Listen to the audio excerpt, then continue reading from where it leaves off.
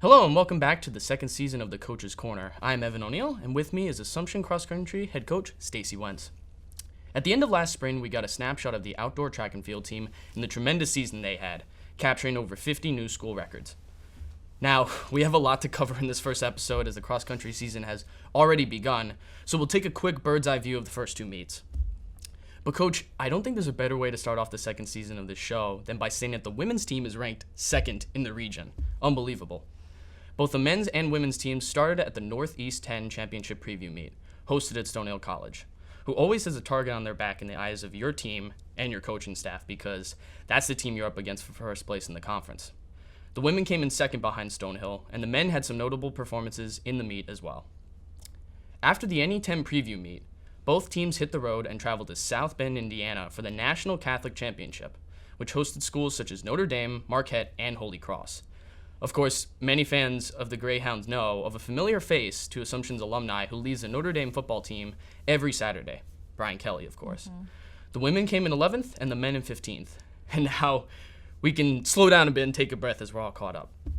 Coach, I want to point out a few student athletes on each team who had solid performances in the first two meets. Juniors Antonia Pagliuca and Courtney Fisher for the women's team, and junior Ian Flanagan, junior transfer Elijah Fossis, and freshman William Mardo on the men's team. All four athletes finished very well in their respective races, and to see a freshman's name come up so early at this point in the season must be nice for you and your coaching staff to see. Your thoughts? Yeah, I mean, Will's coming in nicely. He was more of a middle distance runner in high school, but really starting to get stronger, and so we're bumping up his mileage a little bit. And it's really nice to see some freshmen in that top 5 group for our men's program. It's also been a nice addition to have Elijah Fosis, who transferred here from the University of Maine. He is pretty local. He lives about 25 to 30 minutes from campus down at Shepherd Hill. Ran actually for his mom, which is kind of a unique story. And we've been trying to get Shepherd Hill kids here for a bit. And he, took a leap of faith literally to transfer, and he's starting to transition well. He actually never even ran a cross country meet in college. And so, 2 weeks ago, at that Stonehill meet was his first one. Mm-hmm. Got a sense of, where he belongs and feeling good about it. And each week I think we're going to see improvements out of him. Ian's pretty solid. And then the women's team. I mean, Antonia came out in fire. We expected her to do that. Mm-hmm. But the nice little surprise has been Courtney Fisher. She's battled injuries here her first 2 years. And now as a junior, she's really stepping up and running faster times than she's ever run. Each week is pretty much a PR on that course from previous years, and that's been really huge for our program.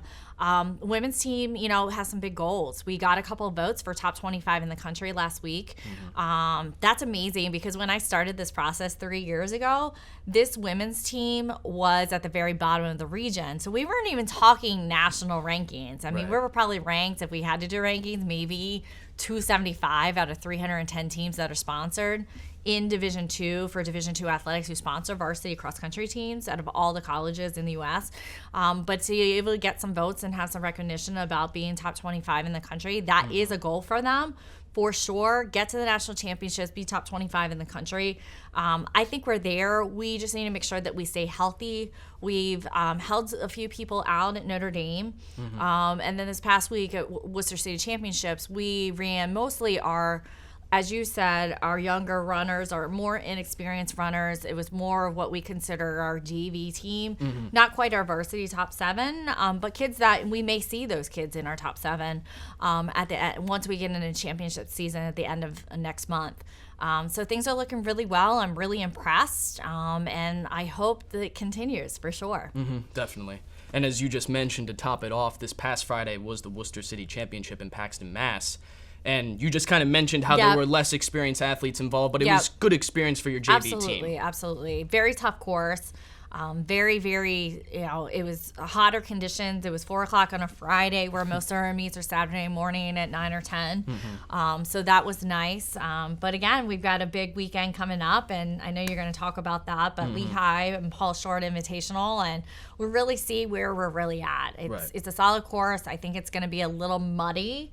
We're expecting some rain, much needed rain, but 4 straight days of rain when we haven't had anything, I think is going to create some muddy conditions. So it'll be interesting. Definitely. And as you just mentioned, that will wrap it up for us this week. The Greyhounds traveled to Lehigh University in Pennsylvania for the Paul Short Invitational this Saturday as the month of October begins.